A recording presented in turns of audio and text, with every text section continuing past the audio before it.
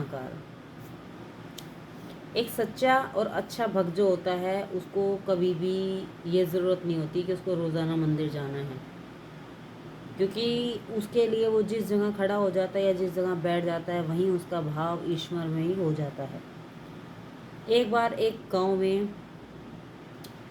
एक विद्वान के यहाँ विवाह उत्सव होता है और उसमें एक ब्राह्मण को न्योता दिया जाता है कि वो आए और उस विवाह का कार्य संपन्न कराएं। तो वो ब्राह्मण जो होते हैं उनके घर जाते हैं तो देखते हैं कि कोई भी कार्य करते समय गणपति जी को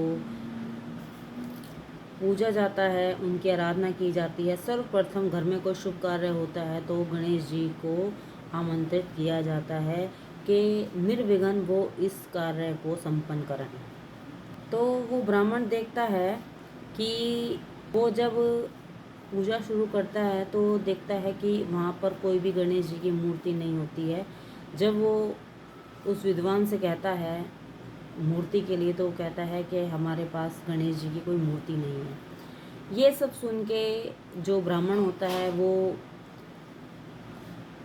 गुड़ जो प्रसाद के रूप में देने के लिए आया होता है उसी गुड़ से गणेश जी को बना लेता है और उनकी पूजा आराधना करता है।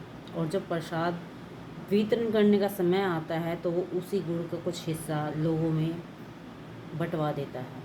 इस तरीके से जो विवाह होता है वो निर्विघ्न पूरा हो जाता है। ऐसी पूजा से गणपति जो होते हैं वो बहुत खुश हो जाते हैं। महत्व वस्तु का नहीं होता, अपितु भावना का होता है। भावना जब इंसान की चलती है ईश्वर में ही होकर, तो उसमें परमात्मा सिर्फ और सिर्फ प्रसन्न होते हैं। सद्भाव से सेवा करने से, भक्ति करने से उसका फल अवश्य ज़रूर भगवान देता है, आज नहीं तो कल। अगर आप सोचें कि आपको तुरंत ही उसका फल मिल जाएगा, ऐसा कभी नहीं होता है। जब आप एक हाथ से किसी का भला करते हैं तो परमात्मा 100 हाथों से आपका भला करने की कोशिश करता है, क्योंकि ईश्वर कभी भी जो लोभ लालची लोग होते हैं कि परमात्मा को ये चढ़ा दें या परमात्मा को ऐसे वस्त्र पहना दें, इतना महंगाई कर दें, ऐसे इंसानों की जो परमात्मा है वो बिल्कुल नहीं सुनता है। कहीं ना कहीं ये चीज़ इंसान को सोचनी चाहिए कि वो जो भी चढ़ा रहा है, जो भी कर रहा है, वो सब ईश्वर का ही दिया हुआ है। आप ईश्वर को क्या चढ़ा सकते हैं, क्या दे सकते हैं? कुछ नहीं दे सकते, क्योंकि जो कुछ आपके पास है वो परमात्मा का ही दिया हुआ है। आपके पिछले कर्मों के अनुसार ही आपको फल दिया जा रहा है, और इस कर्म का, इस जन्म का जो कर्म है उसके अनुसार फल भी आपको दिया जाएगा। आप परमात्मा को क्या दे सकते हैं? आप परमात्मा को अपने जीवन को समर्पण कर सकते हैं। आप अपने मन की इच्छाओं को ख़त्म करके परमात्मा के लिए अपनी दिल में एक अलग कोना बना सकते हैं। इस संसार का जो प्रेम है वो सिर्फ़ और सिर्फ धोखे की नींव से शुरू होता है और वो धोखा बनकर ही रहता है। लेकिन परमात्मा का जो प्रेम है वो इंसान के लिए हमेशा लाभकारी रहता है।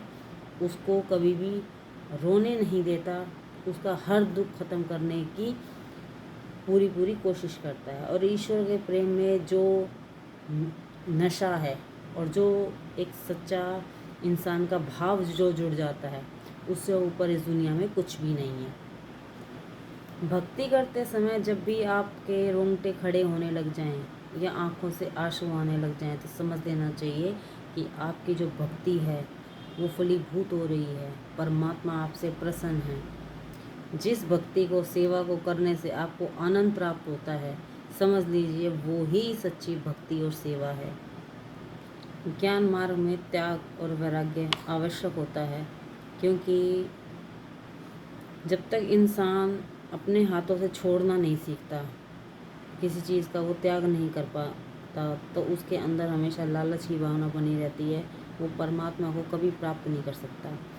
इंसान जब तक वैराग्य की स्थिति में नहीं आता है वो अपने जीवन को कभी खुशहाल नहीं बना सकता, क्योंकि आप जिन भी चीज़ों से मोह करते हैं ना इस सृष्टि में, वो मोह कुछ समय के लिए इंसान अपने अंदर लेके आता है, क्योंकि उसको पता है कि कुछ समय के लिए है, लेकिन फिर भी वो गलती कर बैठता है। वो ईश्वर से ऊपर अपने सगे संबंधियों को, रिश्तेदारों को रखने लग जाता है, यहाँ तक कि अपने आप को रखने लग जाता है। हकीकत तो ये है कि ईश्वर से बड़ा इस दुनिया में कोई भी नहीं है। आप पूरी सृष्टि में नज़र घुमा के देख लीजिए कि ऐसा कौन है जो आपके दुख पे आपको हंसा सकता है, या आपके दुख में भी आपको खुशी का अनुभव करवा सकता है। वो सिर्फ़ और सिर्फ आप परमात्मा है, उसके अलावा, उनके अलावा कोई नहीं है।